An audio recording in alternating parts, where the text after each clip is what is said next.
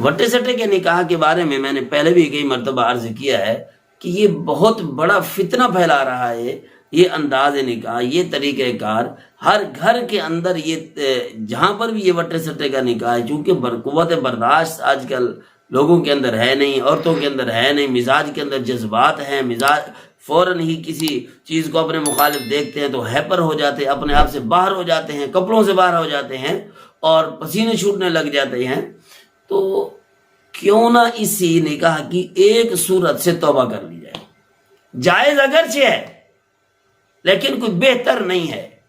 میں نے بھی کئی حضرات کے یہ باتیں سنی ہیں، گفتگو سنی ہے، تو سارے حضرات تقریباً یہی کہتے ہیں کہ بھئی جائز اگرچہ ہے لیکن اس کا کوئی رزلٹ اچھا نہیں ہے، وہ ہماری کم بختی اس کو سمجھ لیں، یا ہمارے اپنے معاملات کی وجہ سے اس کے اوپر اس کا رزلٹ اچھا نہیں نکلتا۔ اگرچہ جائز ہے لیکن کوئی ضروری بھی تو نہیں ہے نا، کچھ علاقوں کے اندر اس طرح کیا جاتا ہے کہ بھئی اس کے بغیر ہم نکاح نہیں کرتے، روتے بھی ہیں، پیٹتے بھی ہیں، مرتے بھی ہیں، ناک سے لکیریں بھی لگاتے، لیکن پھر بھی وٹے سٹے کے نکاح کے بغیر شادیاں نہیں کرتے۔ اتنے واقعات ہیں، ہر بستی، ہر علاقے، ہر گاؤں، ہر چک کے اندر اتنے واقعات ہیں وٹے سٹے کے، کہ ایک گھر نہیں، ایک گھر تو تباہ ہوا اپنی خراب کارکردگی کی وجہ سے، دوسرا گھر خراب ہوا اس کی ضد کی وجہ سے۔ ایک عورت کہتی ہے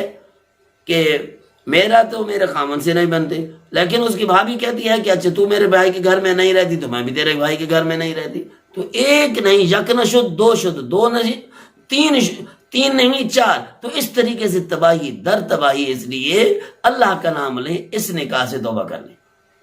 اپنے گھروں کو بگاڑے نہیں، اپنے اولاد کے گھروں کو خراب نہیں کریں۔ پھر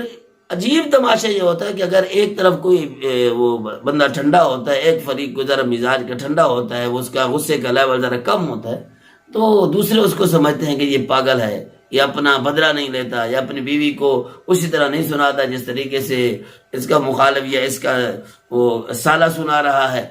یا وٹے سٹے کا جس سے نکاح ہوا ہے اس کی بہن کا، یا یہ کسی اور عورت کا جس کو وٹے کے اندر دیا ہوا ہے مقابلے کے اندر،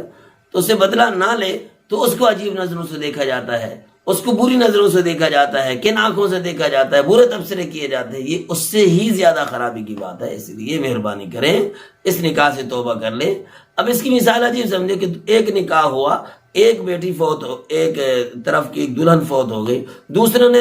دوسری کو اپنے دلہن کو بھگا دیا، بھائی ہماری تو بیٹی فوت ہو گئی، ہم تمہیں کیوں رکھیں؟ اب یہ بھی کوئی عقل کی بات ہے کہ بھائی فوت ہوئی، اللہ نے فوت کیا اس کو، لیکن ہم ضد میں آ کر جو ہے اپنی دلہن کو بھگا دے کہ بھائی وہ ہماری بیٹی نہیں رہی تمہارے گھر کے اندر تو تم بھی نہیں یہاں نہیں رہ سکتی۔ انا للہ و انا الیہ راجعون۔